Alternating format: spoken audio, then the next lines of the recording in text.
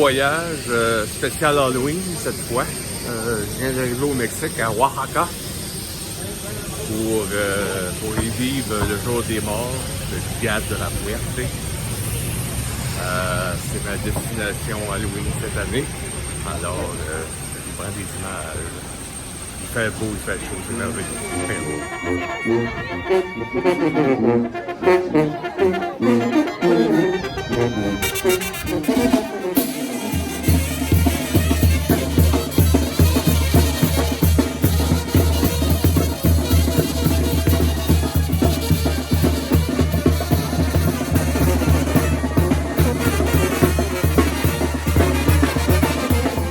Oaxaca, qui est un État qui est situé dans le sud-ouest du Mexique.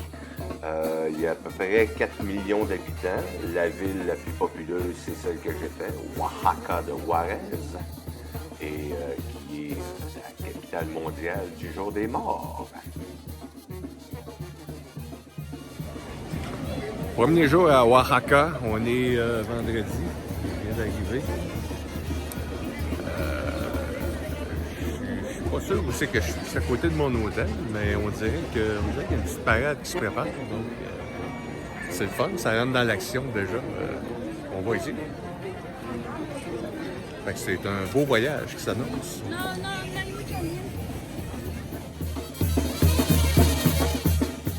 Le Dia de Muertos, qui est le jour des morts, c'est une festividité qui est surtout originaire du sud-ouest du Mexique.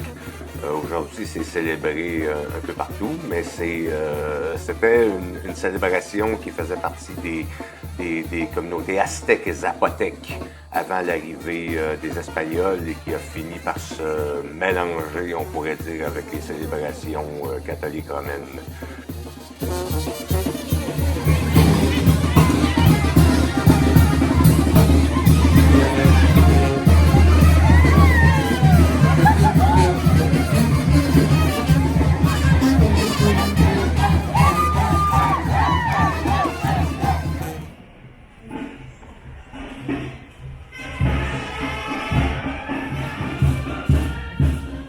Normalement, les festivités du jour des morts, c'est seulement le 1er et le 2 novembre. Quoique dans le sud-ouest du Mexique, comme ici, les festivités peuvent durer facilement du 24 octobre jusqu'au 2 novembre. Donc, présentement, on est le 25 octobre sur les vidéos et il y a des festivals tous les soirs. Là.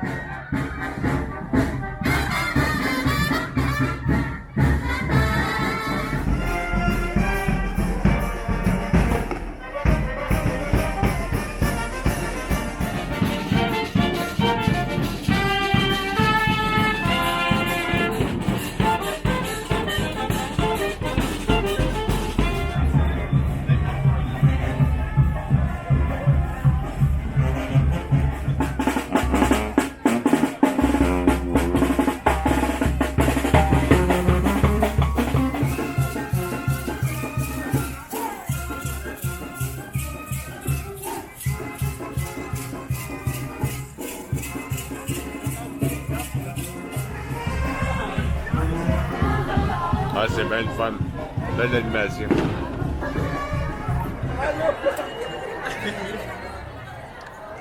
Le carré en face de l'église Santo Domingo, c'est pas l'endroit qui est nécessairement le plus populeux à Oaxaca, mais c'est un des endroits les plus animés durant le temps du festival. À tous les soirs, les gens se regroupent là et commencent des parades ou commencent des festivités. C'est toujours le fun d'aller marcher là.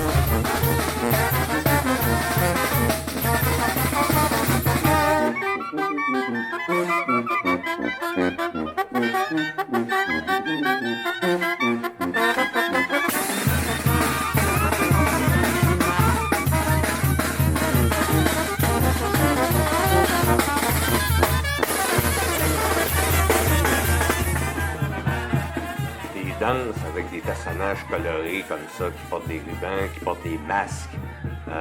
C'est drôle de voir à quel point ce sujet-là revient souvent. En Roumanie, ils font ça également durant les festivals d'hiver. Ils font ça aussi en Bucovine. Ça semble être très commun partout à travers le monde de se mettre des masques comme ça et de se déguiser. C'est beau de voir ça.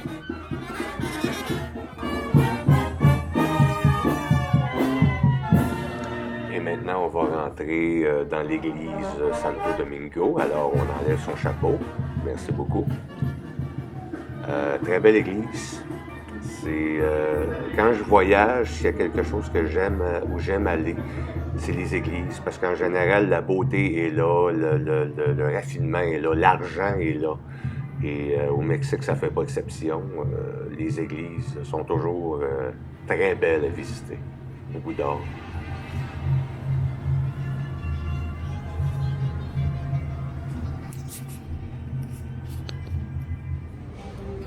Oaxaca, c'est une très belle ville. Il n'y a pas une très grande densité de touristes. On se fait pas déranger beaucoup ici, c'est le fun. Il y a déjà, c'est une ville qui est très animée, c'est une ville de fête. Il y a déjà beaucoup de parades, beaucoup de festivités, alors que le jour des morts va commencer dans quelques jours. Ce qui est intéressant de la ville ici, c'est que c'est une ville d'artistes. Il y a beaucoup de galeries, beaucoup de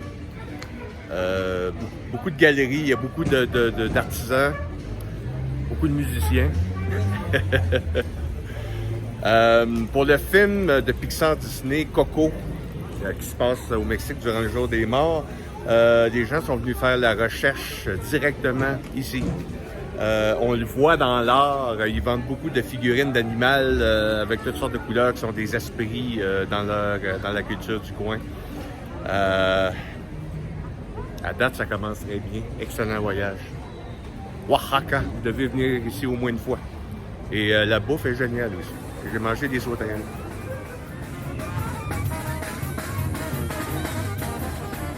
Voici rapidement une première petite visite du centre-ville de Oaxaca, qui est très beau, qui est un beau parc, à côté de la grande église de Notre-Dame de l'Assomption, Nuestra Señora de la Asunción.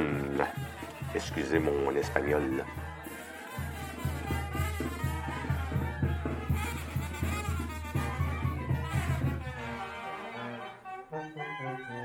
Durant ce voyage-là, il m'est arrivé à quelques reprises de manger des chapulines, qui sont des sauterelles, qui est un mets typique d'Oaxaca.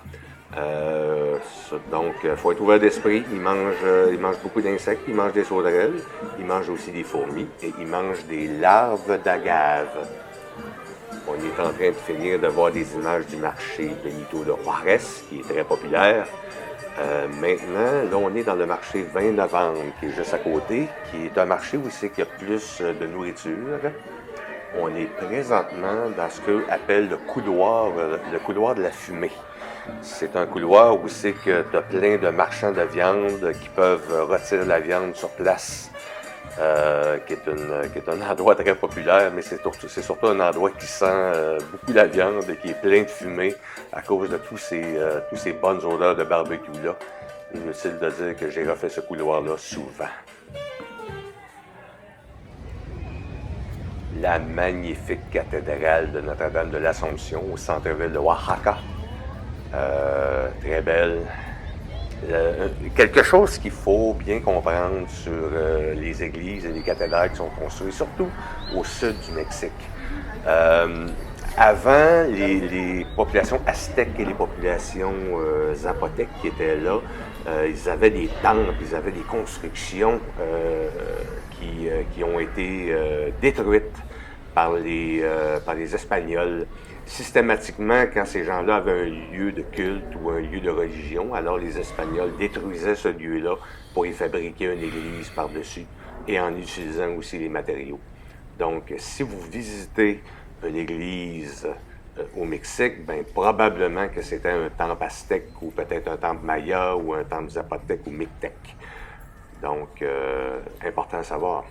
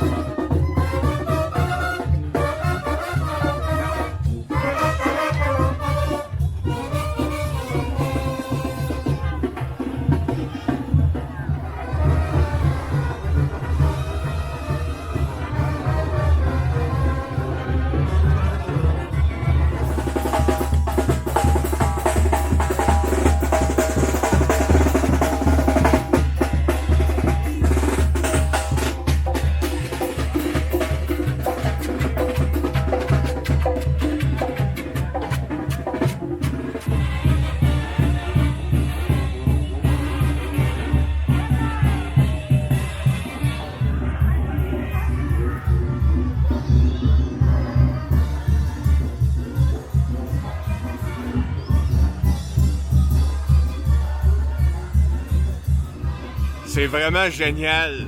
À date, il y a des parades à tous les soirs. Puis de ce que j'ai vu, c'est jamais les mêmes affaires. J'adore cette ville-là, Oaxaca. Samedi soir, je suis arrivé hier. Là, c'est la première soirée que je me promène au centre-ville de Oaxaca. Donc là, je vais être capable d'avoir des images de qu'est-ce qui se passe ici la nuit.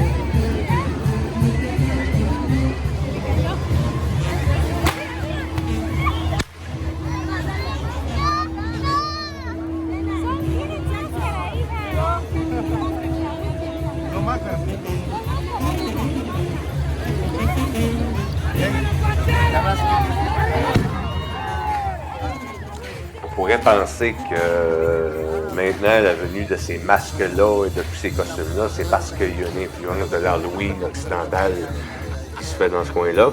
Mais non, ils ont toujours eu l'habitude, en célébrant les morts, ils célèbrent aussi les démons, ils célèbrent les costumes de diable, les costumes de mort, c'est quelque chose qui était commun et qui était là.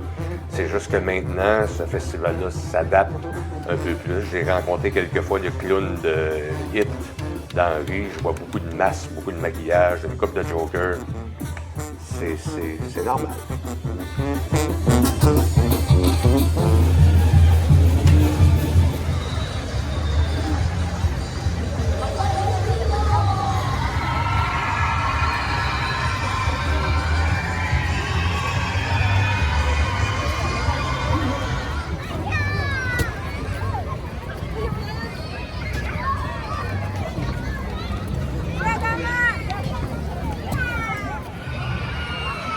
Ici, le gros trip pour les enfants, c'est des tubes en ballon.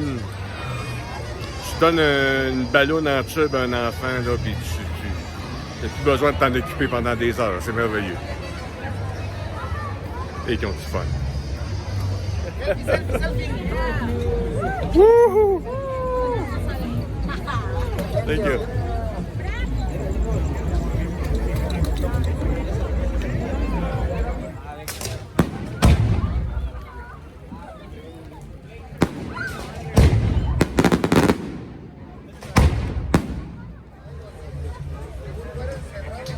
J'ai déjà vu des feux d'artifice, mais c'est la première fois que j'en vois un direct au-dessus de moi. On reçoit des morceaux!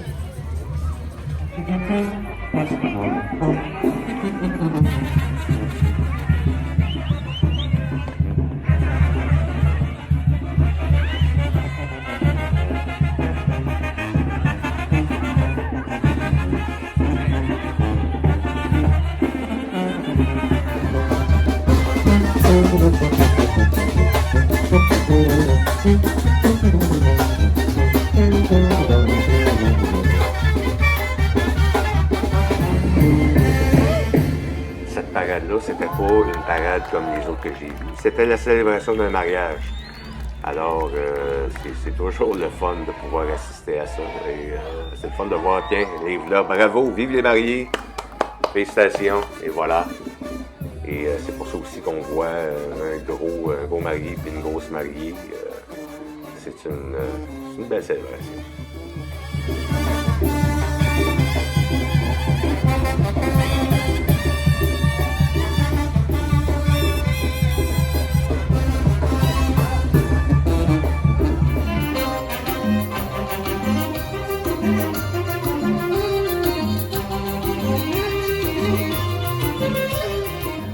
Des hôtels comme celui-là, vous allez en voir souvent dans cette vidéo-là. Je vais vous en revenir là-dessus.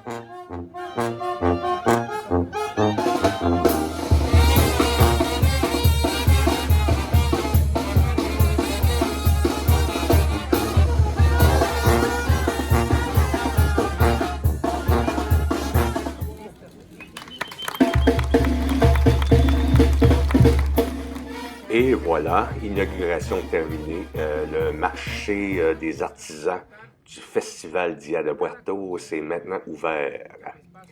Je vous invite à y aller. C'était juste à côté de l'église Santo Domingo. Et c'était un plaisir pour les yeux. Mais moins pour le portefeuille.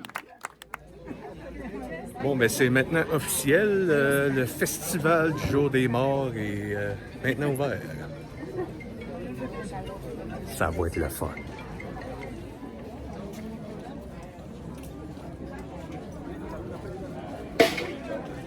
La qualité du travail des artisans m'a impressionné énormément. J'adore ces animaux en bois colorés qui sont des spirit animals mexicains qu'on voit beaucoup dans Coco.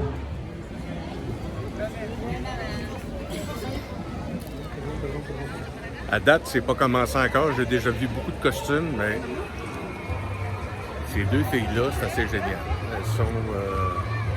Elles sont la vedette. Tout le monde veut s'opposer avec elles.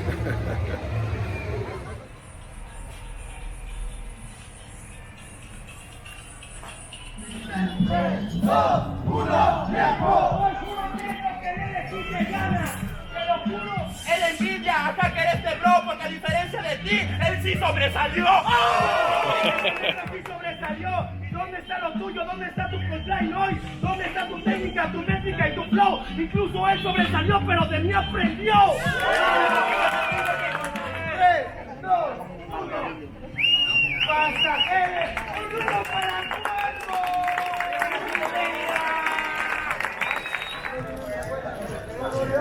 Ça, c'était très intéressant. Voyager, c'est pas juste des choses traditionnelles, des choses exotiques. C'est aussi des choses, des cultures qui sont modernes, qui sont internationales, mais que tu vois adaptées par la culture et le langage local. C'était très intéressant.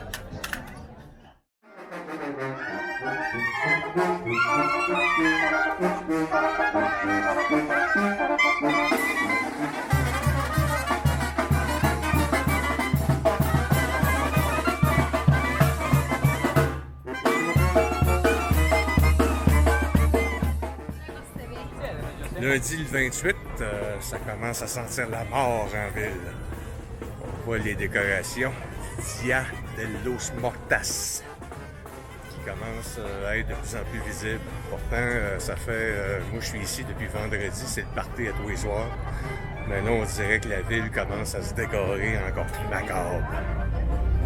Je pense que ça va être un excellent Halloween cette année.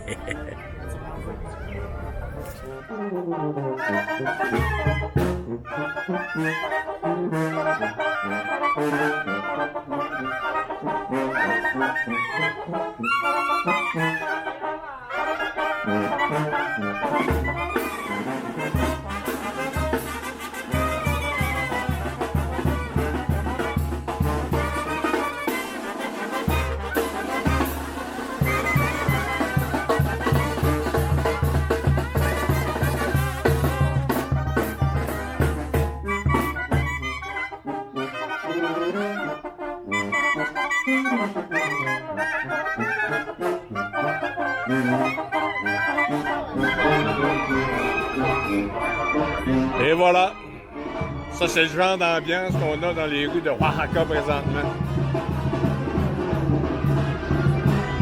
C'est vraiment génial. J'ai changé d'hôtel pour rejoindre mon groupe. Je fais encore un voyage avec la compagnie G-Adventures. J'avais fait le voyage avec eux pour le voyage en Roumanie, en Transylvanie, sur les traces de Dracula que j'avais fait l'année passée pour l'Halloween. Alors maintenant, j'ai rejoint mon groupe qu'on voit ici. Voilà. On est en train d'apprendre à se connaître et ça commence. Je pense que ça va être un très beau voyage.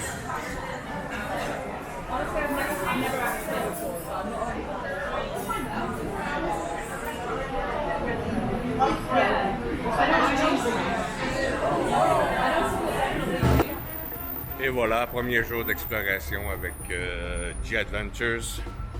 Donc aujourd'hui, qu'est-ce qu'on va faire? On va visiter des petits villages d'artisans qui sont autour de Oaxaca et peut-être trouver des trésors magnifiques et les rapporter avec moi. Et avant, la journée a commencé avec une petite marche d'orientation dans les rues de Oaxaca. Moi, je commence à être habitué, il n'y a pas beaucoup de monde, c'est la première fois. Le centre-ville, que j'aime toujours, il commence à avoir de plus en plus de décorations d'Halloween, c'est merveilleux.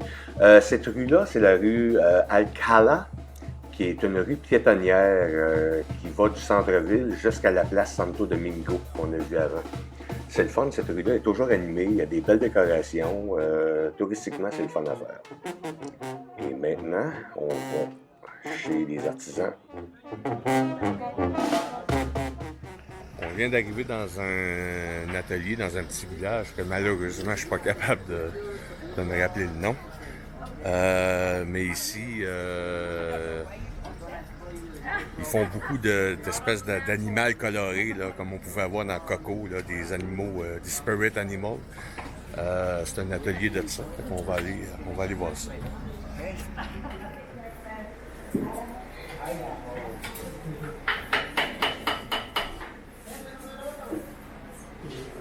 We have a more people here.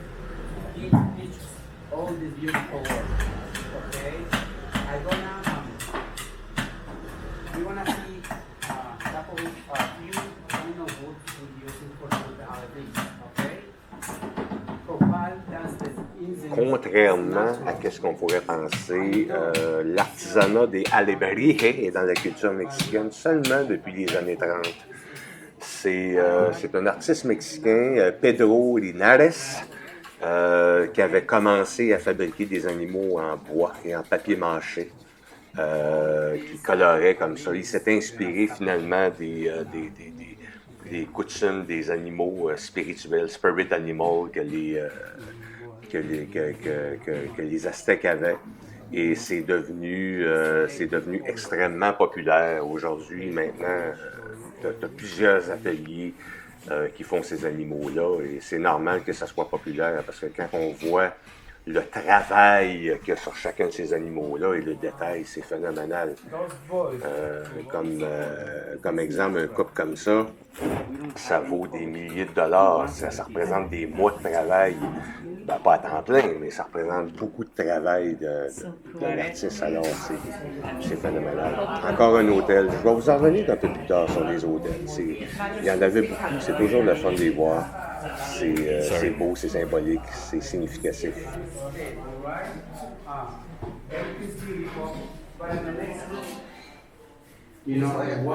La visite de l'atelier après ça était très agréable. Il y avait des très belles pièces. J'en ai acheté quelques-unes, mais que c'est cher. Mais c'est compréhensible, il y a tellement de détails là. Regardez cette Caterina, comme elle est belle. I'm in love with this piece. Hey, my friends, I have to go do another tour, but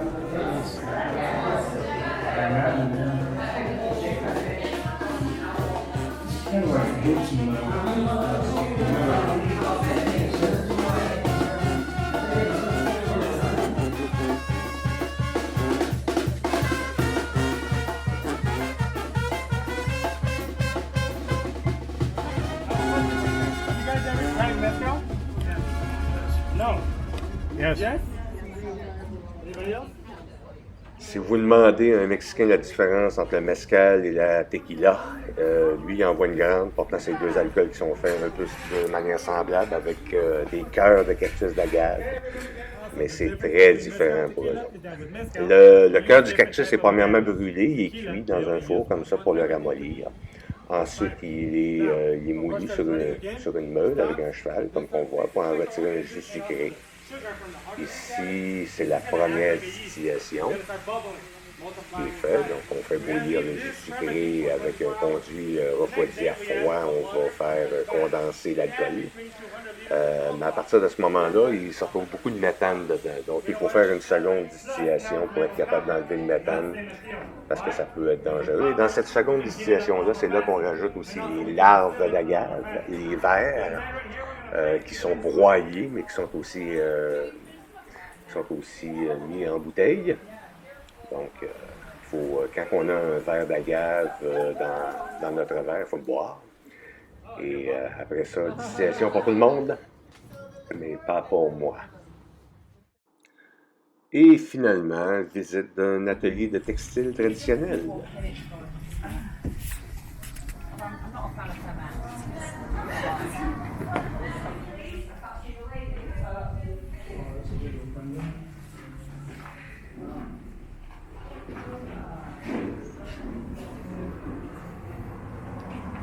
Il y a partout des hôtels comme ça dédiés aux morts avec des fleurs de marigold, des offrandes, des cadeaux. C'est la façon qu'ils ont d'être capables de se rappeler ceux qui sont disparus. C'est beau à voir. Il y en avait tellement. Et vous allez en voir encore d'autres dans les vidéos.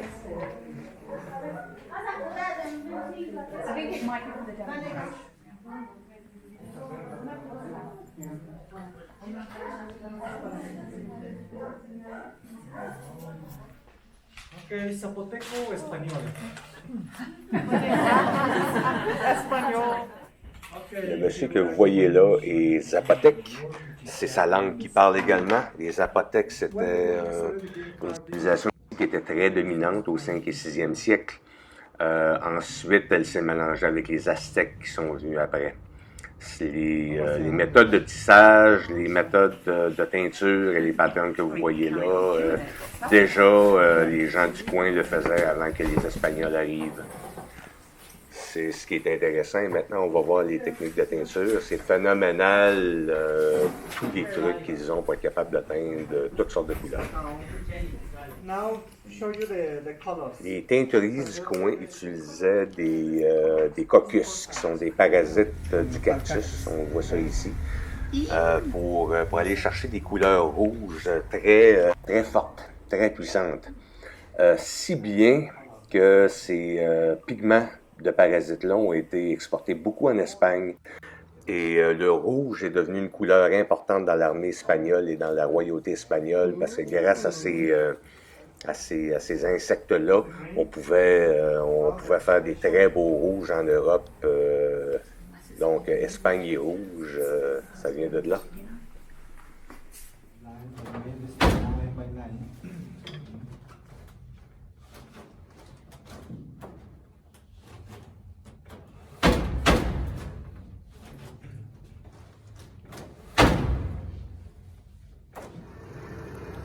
Mercredi 30 octobre, ce matin, on va faire un petit peu d'archéologie. On est présentement au Monte Alban. C'est un site archéologique de la civilisation zapotèque. Les Zapotèques, ils étaient ici au pic, ils étaient au 5e et 6e siècle ici. Et c'est une civilisation qui a été fondée sur les restes d'un autre qui était les Olmecs, qui étaient ici avant. Fait que, maintenant, on va marcher un petit peu, on va se mettre en forme et on va aller voir ces magnifiques ruines et ces magnifiques, je pense même qu'il y a une pyramide. On va voir ça. Bye bye.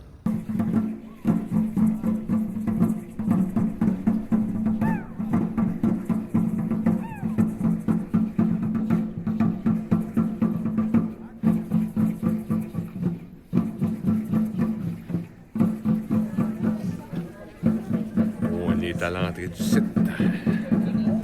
Allons voir les Zapothèques.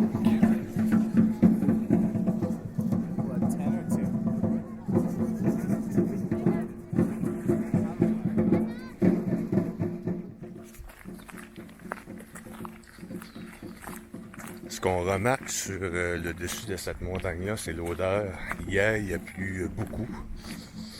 Aujourd'hui, c'est une odeur phénoménale. Ça sent les fleurs, c'est floral, c'est un super de beau site.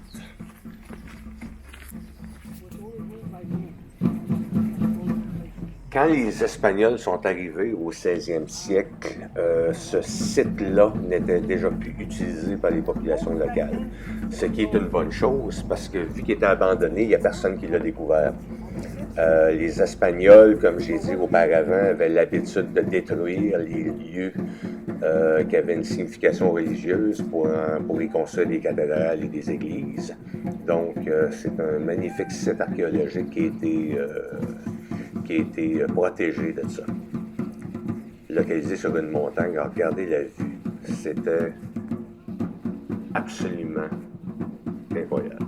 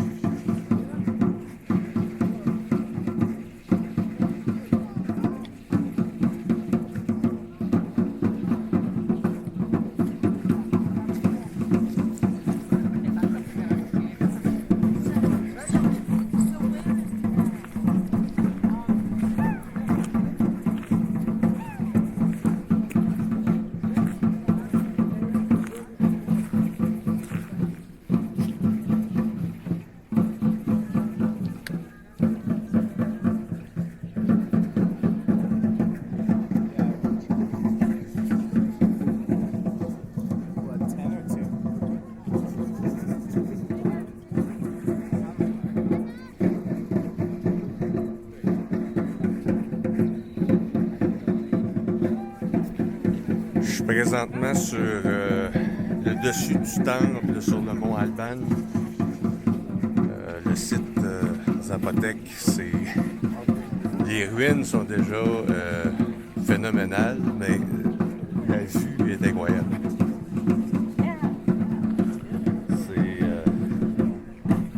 En plus ici, il y a beaucoup d'écho. Beaucoup d'écho, excusez-moi.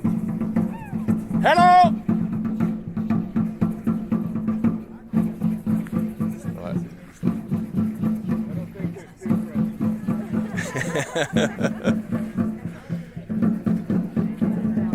C'est assez incroyable.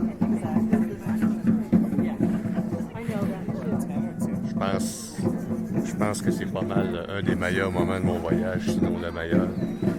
Même par-dessus le jour des morts. Pas que je ne l'ai pas vécu encore, ça va être dans 2 jours.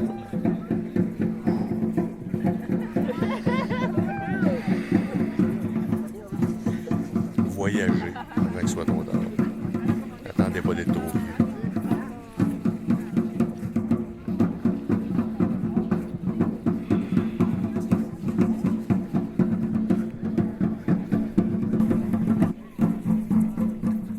Le site au départ était utilisé par la civilisation Olmec, mais a vraiment été développé par les Zapothèques entre le 2 et 6e siècle. C'est eux qui ont aplati le dessus de la montagne et ont fabriqué tous ces magnifiques bâtiments.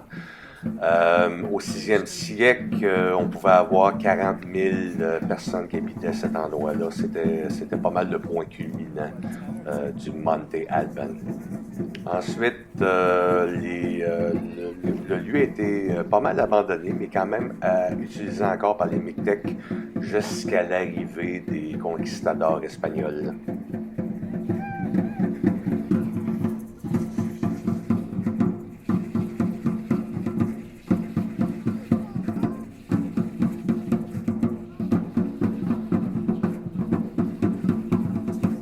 C'est en 1806 que l'archéologue Guillermo Dupin a fait la découverte de pierres avec des danzantes qu'on voit là présentement, là, avec des espèces de monsieur tout nus qui sont en train de danser.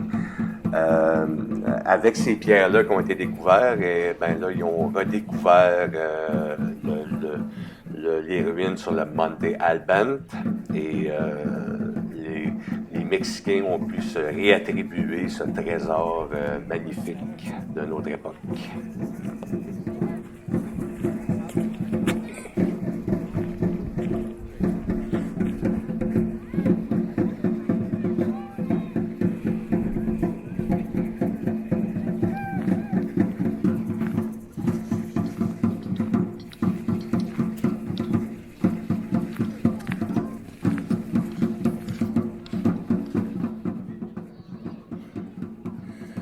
Les marches ici sont quand même hautes. Ce que je trouve drôle, c'est que les Zapothèques qui habitaient dans le coin, dans leur alimentation, il n'y avait pas beaucoup de protéines. Donc, ils mesuraient pas très, ils n'étaient pas très grands, ils mesuraient peut-être 1,3 mètres. Avec des escaliers comme ça, je comprends pas. Ils devaient pas marcher, ils devaient escalader.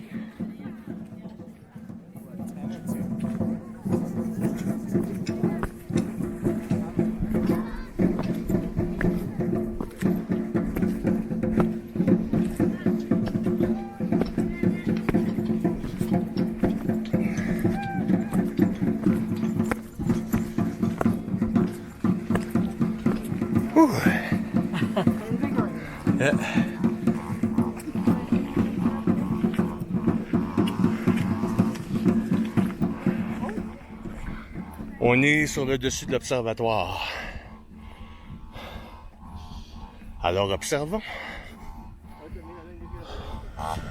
Mauvaise information. On n'est pas présentement sur l'observatoire, on est sur la plateforme sud, qui était un des endroits surélevés principaux de l'endroit.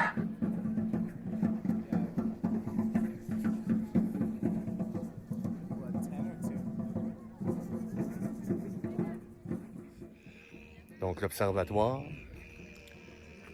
Ici, on a le temple. Donc, non, excusez-moi. Observatoire. Voilà. le temple. Donc le temple principal, là où les sacrifices humains se passaient. On le voit ici. Wow! Et le reste du site. C'est vraiment génial.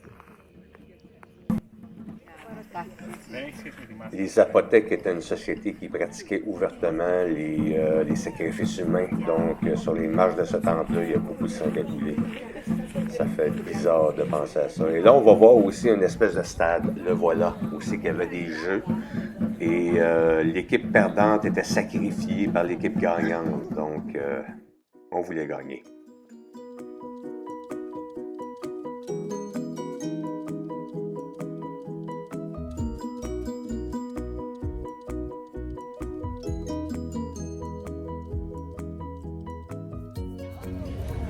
Après la visite de ce matin du Monte Alban, où c'est qu'on a vu des ruines zapotèques, cet après-midi, on a un cours de cuisine pour apprendre à cuisiner les moles, qui sont des espèces de sauces épaisses que les Mexicains mangent. Normalement, il y a beaucoup de sucre dans les moles, fait que je suis pas supposé manger ça. Mais ce que je trouve intéressant d'apprendre à cuisiner, c'est que quand tu sais cuisiner quelque chose, ben, tu es capable d'adapter les recettes, tu es capable d'enlever des ingrédients ou trouver des ingrédients substituts. Donc, c'est ce que je m'attends à être capable de faire avec ce cours de cuisine mexicaine aujourd'hui.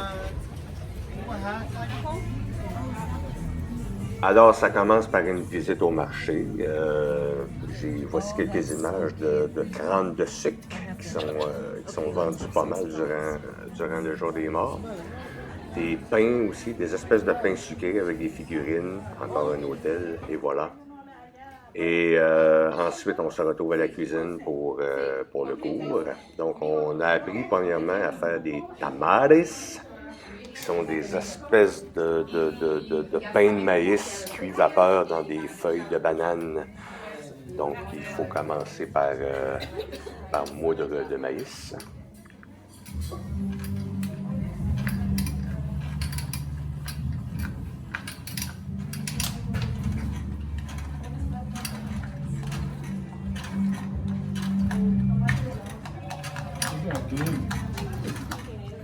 It's when I take the video, I have the feeling it's an accelerate. Et ensuite, on apprend à confectionner des tamales.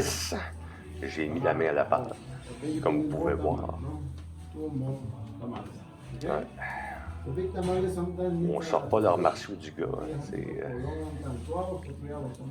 dangereux avec une cuillère.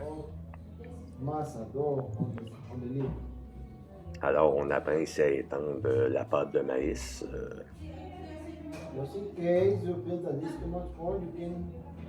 Comme il faut. Ah ouais.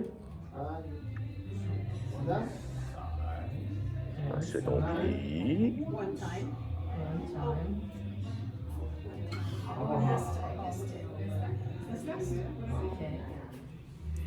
Et voilà, les ingrédients pour le mole negro. Fait qu'il y a toutes sortes de choses dessus. Là, on voit présentement les piments chilhuacles, qui sont l'ingrédient principal du mole negro. Donc, ça prend ces piments-là.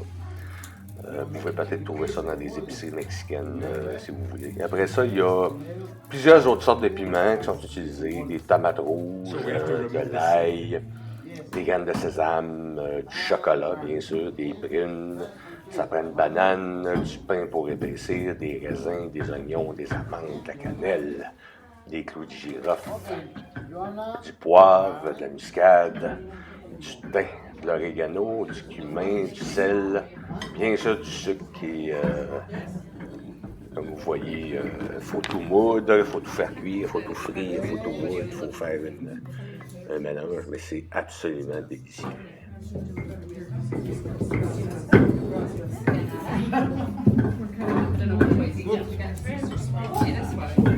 These tomatoes, please. Yeah. Yeah. Oh. Where am I taking this picture from? It's going to be quite difficult. Tomatoes. If Tomatoes, you want to take spices, more and pictures, you might cheese. need to pose from over there. It looks all.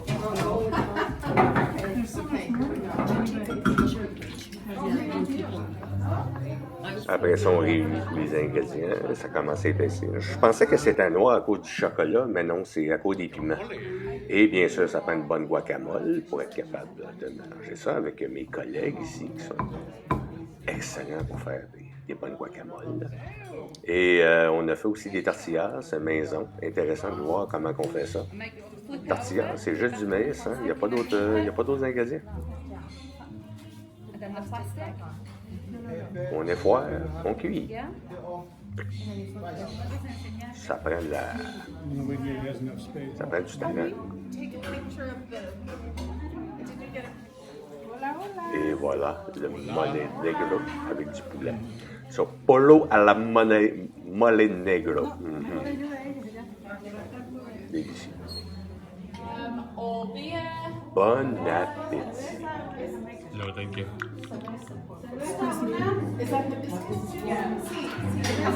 No, ella quiere Jamaica, no cerveza.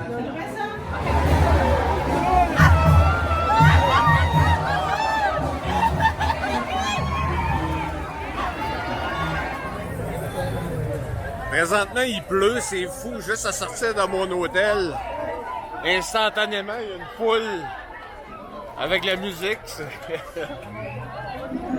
C'est quasiment l'anarchie ici. C'est absolument fou. À un certain moment donné, je pensais que j'étais en train de marcher dans une révolution. Les gens prennent les rues, les automobilistes sont très patients. C'est une énergie communicative.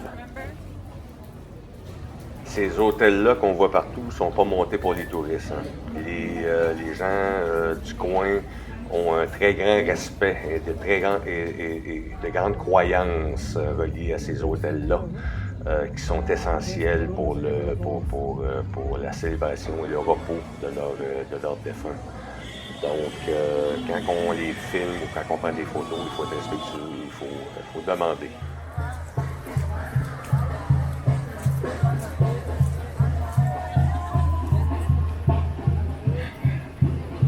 Mercredi 30 octobre, la veille d'Halloween, mais ici, la grande festivité, ça va être le 1er novembre. Demain, on va visiter des cimetières pour voir les gens faire le respect aux morts. C'est pas encore le party, mais ici, c'est phénoménal comment la fête est déjà là. Il mouille, il pleut, ça fait aucune différence ici. Bonne fête des morts, tout le monde. Bonne Halloween. Commençons par ça.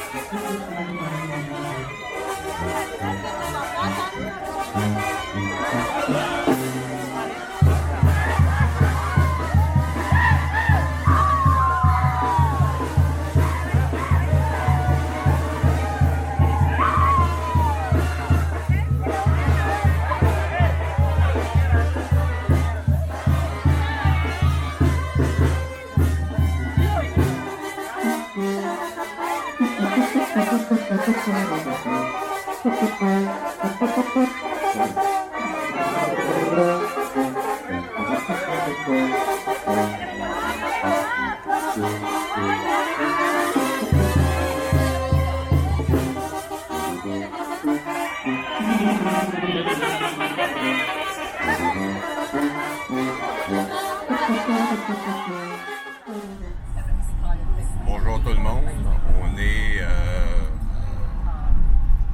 jeudi 31, on est l'Halloween pour vous autres, alors je vous souhaite tous un bon Halloween, mais ici c'est pas l'Halloween du tout. Le 31 octobre, c'est la journée juste avant le jour des morts, c'est la journée où les gens vont rendre hommage aux enfants et aux jeunes qui sont morts prématurément. Aujourd'hui, ce qu'on va faire plutôt, nous, on va aller visiter une chute pétrifiée, donc une chute de calcaire. Il paraît que c'est super beau. Et après ça, on va aller sur un site zapotèque qui s'appelle Mitla, qui est un autre site où il y a des ruines zapotèques. Et ce soir, on va va visiter 2 cimetières, le Hohokotlen et un instant, faut que je me rappelle du nom, Atsumpa.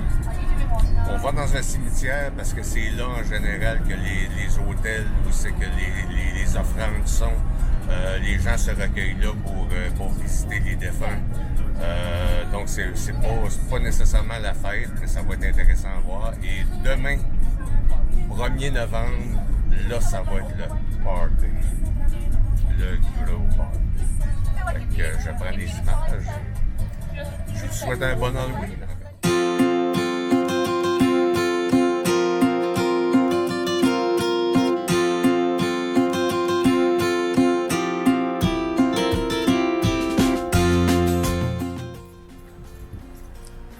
Et voilà, on vient d'arriver à Rieve el Agua,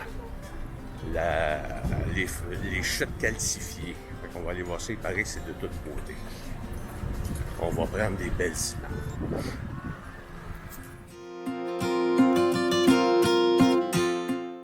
Effectivement, le site est très impressionnant, mais c'était pas vraiment à cause des chutes de calcaire pétrifiées. C'était surtout à cause de la vue qui était dans le coin, qui était à couper de souffle. C'est une région avec beaucoup de collines, beaucoup de montagnes dans ce coin-là. Et regardez ça. Je ne sais pas si c'est la journée et la lumière aussi, mais la vue était magnifique. C'était un grand plaisir d'être là. Ce qui est intéressant aussi, c'est qu'il y a des bassins d'eau, des bassins de calcaire qu'on peut aussi pas aller se baigner. L'eau est fraîche, hein? Elle est pas, c'est pas des sources chaudes, ça, là.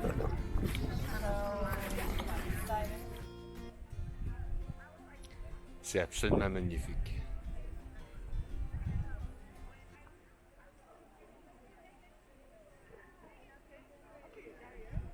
Voyager.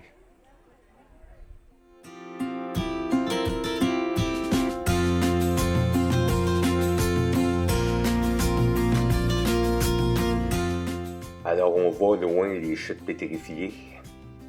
On n'a pas une si bonne vue que ça, mais à côté, on voit ici, il y avait d'autres chutes pétrifiées. Donc, vous voyez, ça ressemble un peu à de la glace jaunie.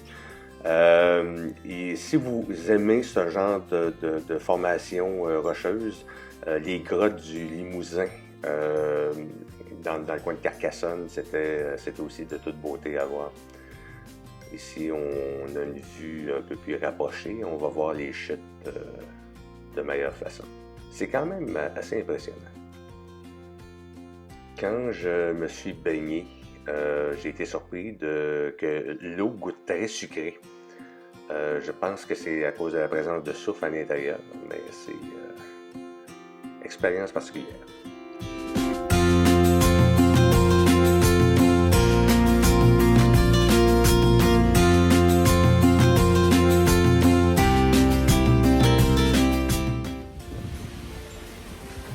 On vient d'arriver à Mitla pour visiter encore d'autres ruines zapotèques.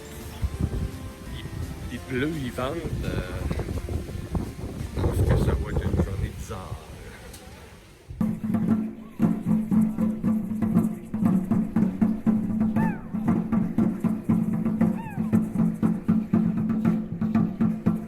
À l'arrivée des Espagnols au 16e siècle, les bâtiments à Mitla étaient encore utilisés par les Aztèques et les descendants des Zapotèques qui étaient dans le coin. Donc, cet endroit-là n'a pas été très chanceux. Vous voyez, il reste quand même certaines structures qu'on voit ici, mais toute la base a été défaite pour utiliser des pierres pour fabriquer une église qui est juste à côté. C'était typique des Espagnols. Donc, malheureusement, c'est un beau site de ruines zapotèques, mais ces ruines-là ont été détruites en partie par les Espagnols pour détruire le culte que les locaux avaient et pour fabriquer les églises et les monuments religieux que les Espagnols utiliseront.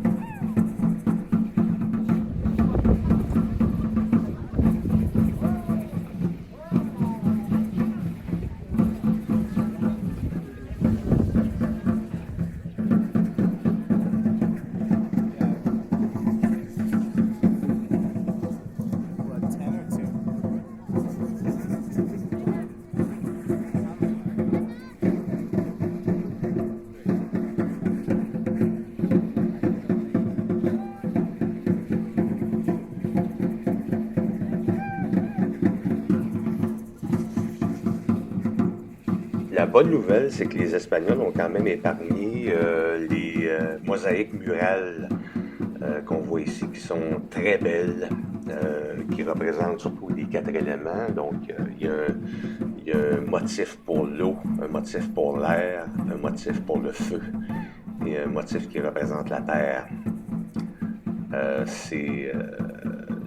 De la façon que ces motifs-là sont assemblés, c'est de toute beauté. C'est fabriqué avec plusieurs petits morceaux indépendants, ce qui fait que oh, je commence à avoir mal à la tête. Ici, ça tourne et ça tourne. Donc, vous voyez les motifs, c'est fait avec plein de petites pierres indépendantes qui fait que les murs étaient capables de résister aux tremblements de terre qu'il pouvait avoir dans le coin. Donc, un beau travail architectural.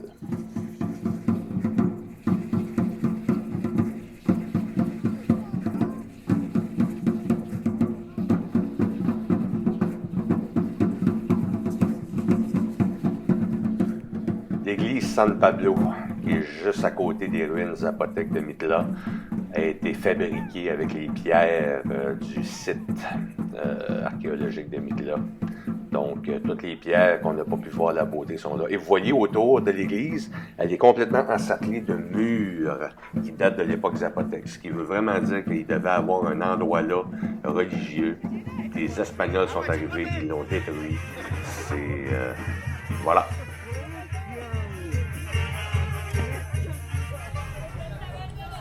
On est le soir de l'Halloween, le 31 octobre. On vient d'arriver au cimetière de Jojocotlan pour aller rendre hommage aux morts. Donc, voilà. On va voir ça.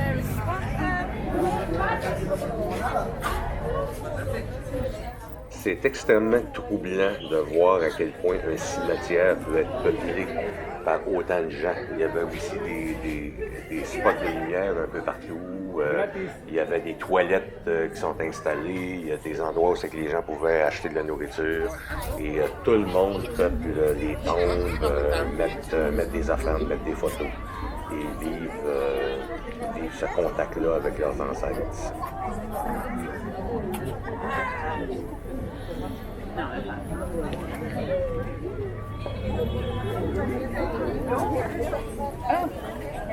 Tout d'un coup, il y a un orchestre qui est arrivé, sorti de nulle part, avec plein de gens costumés en pape, en docteur, en démon, en personnes âgées, qui ont pris la place d'assaut.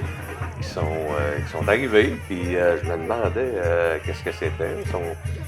Ils se sont mis au milieu, puis ils ont commencé à faire une espèce de pièce de théâtre, une espèce de comédie, qui semblait être l'histoire d'un enfant qui voulait pas mourir, puis qui faisait, on pourrait dire, je sais pas, le procès ou le passage dans l'au-delà.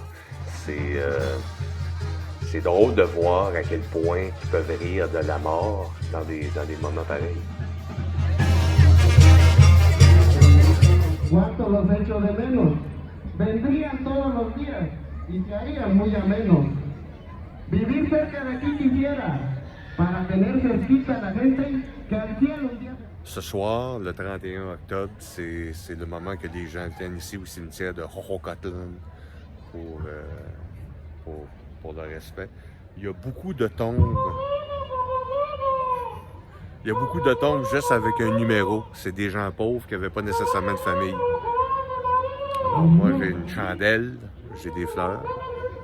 Donc, je vais allumer une de ces tombes-là.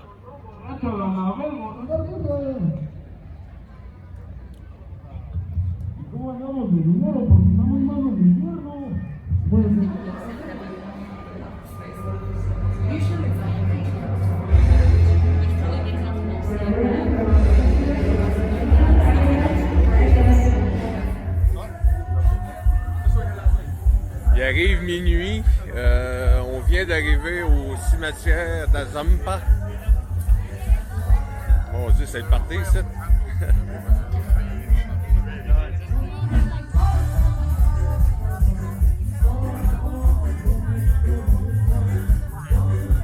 Donc à minuit,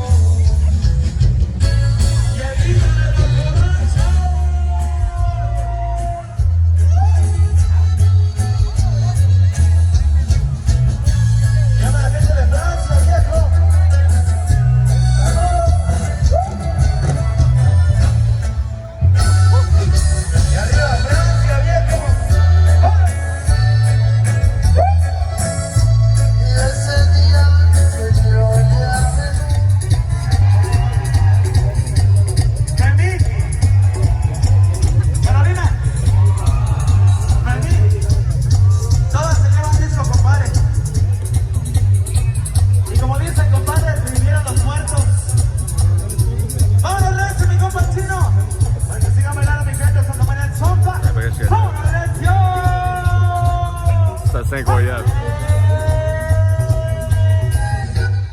Tel comme vous le voyez sur la vidéo présentement, je suis vraiment en train de vivre le point culminant de tout ce voyage-là que j'ai fait à Oaxaca. Et ça bat aussi beaucoup d'autres voyages que j'ai faits. C'est difficile de décrire cette ambiance-là dans le cimetière d'Adzampa, qui est beaucoup plus gros que le cimetière de Xochocatlan, qui est plein, mais vraiment plein.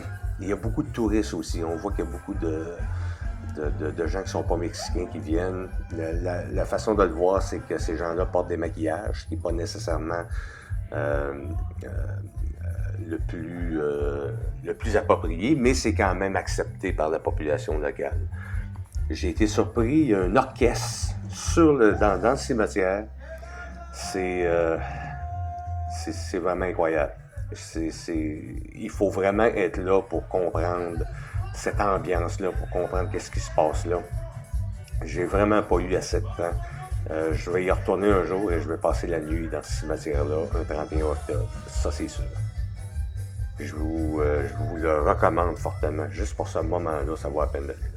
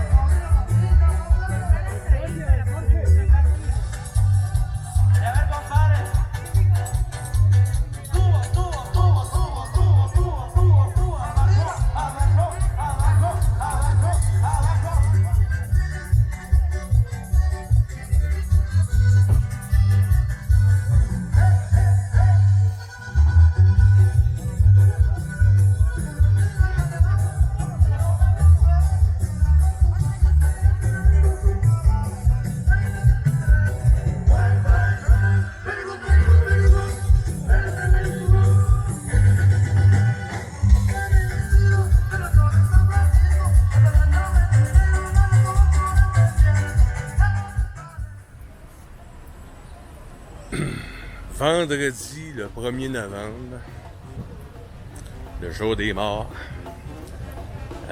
Déjà hier, la visite des cimetières qu'on a faite le soir à Xochocatlan et Adzampa, je crois. C'était assez phénoménal. Je pensais pas voir ça un jour de ma vie. C'était incroyable. Là, ce qu'on me dit, c'est qu'aujourd'hui, c'est le gros party. Fait que c'est aujourd'hui qu'on devrait voir, que je devrais être ébloui, apparemment. Donc, on va passer la journée à Oaxaca. Et ce soir, on va aller dans une autre petite ville que je ne me rappelle pas le nom, où apparemment la parade de la fête des morts est phénoménale. Donc, on fête. Bon Halloween, bonne fête des morts. Et c'est le 1er novembre aujourd'hui, alors bonne fête Lucas.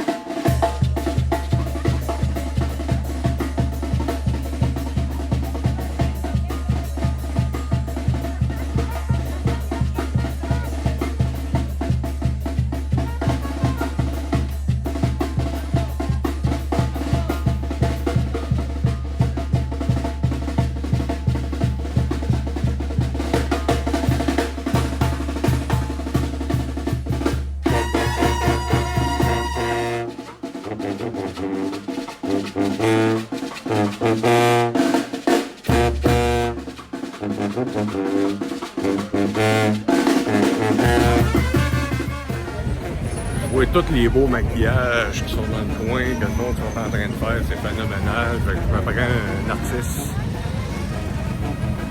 C'est pas le meilleur de la gang que j'ai pogné. Je sais pas si vous voyez là, mais c'est pas. Il y a des plus beaux maquillages que ça aujourd'hui. Bonne fête.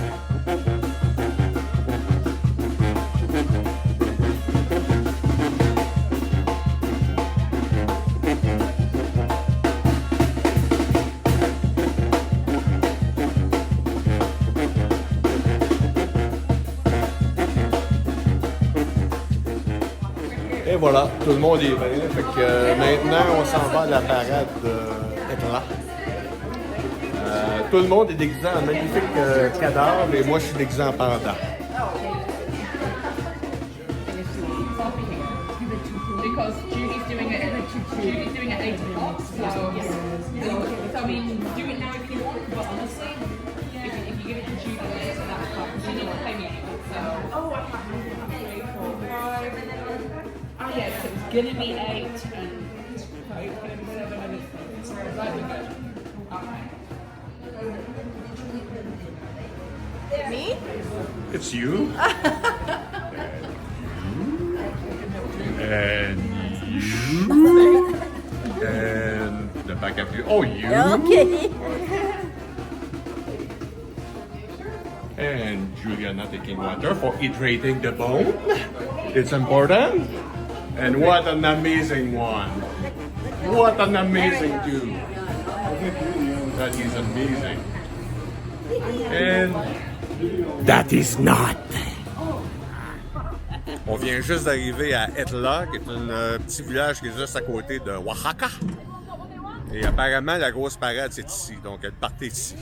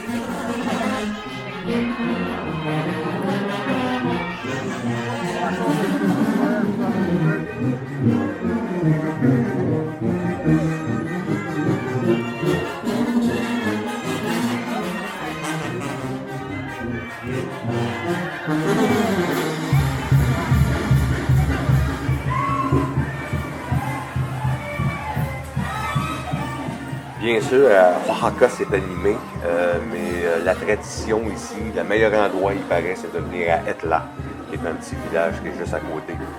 À tous les 1er novembre, pour le jour des morts, les gens se retrouvent là. Malgré la taille du village, c'est quand même tout petit. Il se retrouve plein de gens déguisés de toutes sortes de costumes et de toutes sortes de maquillages qui prennent les rues d'assaut et qui font des parades. C'est l'endroit à être le jour des morts à Oaxaca. Et je dois avouer que l'énergie était vraiment particulière. Malheureusement, j'ai pas beaucoup d'images de nuit parce que il y avait pas beaucoup de lumière, donc ce que j'ai filmé de nuit, on voyait absolument rien. Donc, mais j'ai quand même réussi à voir, comme vous voyez présentement, du matériel intéressant qui pourrait vous convaincre de venir. Alors voilà.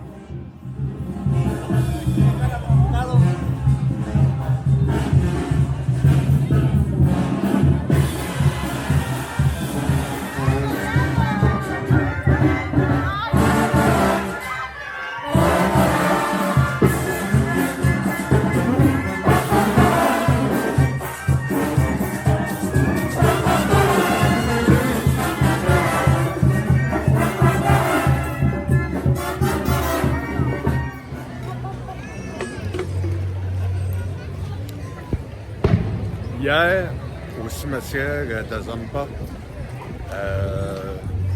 je pense que c'est le moment le plus phénoménal du voyage que j'ai fait. L'ambiance est indescriptible. On avait l'impression d'être dans un film de Tim Burton mélangé avec un film mexicain. On était dans Coco finalement. Là.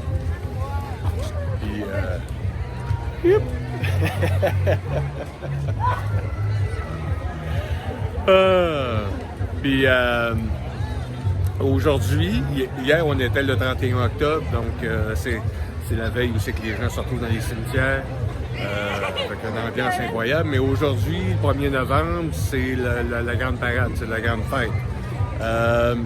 L'énergie est meilleure, c'est vraiment phénoménal de se promener avec tout ce monde-là. Mais pour moi, l'ambiance d'hier était imbattable. Mais aujourd'hui, c'est une belle énergie. Puis c'est comme ça que je finis mon voyage à Oaxaca, au Mexique, pour vivre le jour des morts, pour l'Halloween. Donc, c'était mon spécial Halloween pour cette année. L'année passée, j'avais été en Transylvanie, en Roumanie, sur les traces de Dracula, qui était bien. Et l'année prochaine, je m'enligne peut-être pour le Japon, pour visiter la forêt des suicidés à côté du Mont Fuji. Fait que voilà. J'ai trouvé du café, tout va bien. Bon Halloween tout le monde. Et il me reste encore beaucoup de vidéos à monter, celle-là de la Finlande, le Saint-Pétersbourg, de Moscou et de New York. Mais je pense que je vais les mettre de côté. Je vais monter tout de suite celle-là du Mexique. Bye bye.